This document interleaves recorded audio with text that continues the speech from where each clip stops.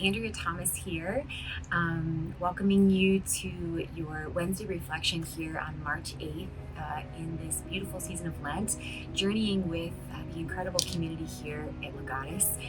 In today's gospel, we break open the story of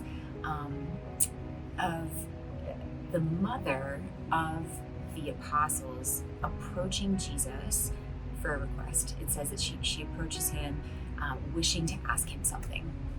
And I have to say, I really love the humanity of this excerpt in scripture because,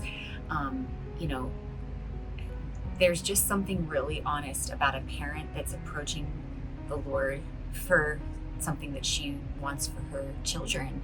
And whether it's your kids or whether it's as a child on behalf of your parents or whether it's someone you love, I think we all have that experience where we approach the Lord with a request for someone we love. And in many ways, that's what intercession is, right? And she goes to them, and Jesus' response to her, she asked that her sons would sit at his his right hand in heaven. And Jesus says to her, like, you don't know what you're asking. That you would have your son sit at my right and my left hand. You don't know what you're asking. And so often these things, like, it's a very human moment, I think, for a lot of us when we come to Jesus with things that seem so good and they seem so holy. Why would you not grant me this request, Lord? This seems so good. And it very well may be intrinsically good. But so often, the eyes of heaven are much higher than the eyes of earth. And scripture tells us that, like, so much higher than our thoughts are his thoughts, so much higher are his ways than our ways. And it can be a spiritually, I think, frustrating experience when you go to the Lord with something that does seem so good and holy. And sometimes when we're denied that, or he asks us to wait on that request.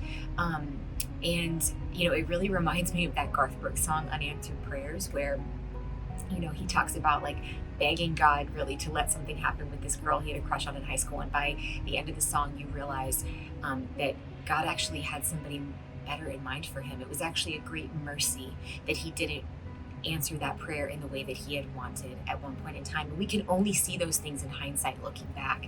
And so perhaps as we reflect on today's gospel, we can pray for hearts that are stretched in trust this Lenten season, that regardless of the answer of the prayers that we are asking of the Lord for those that we love, those things that are good and holy requests, that we can pray that, like, Lord, no matter what the answer is, whether you grant my request or you don't, that you would give me greater trust in your providence, that you would give me greater trust in your will, that you would give me greater providence, trust in your mercy, as we continue this journey, this Lenten season.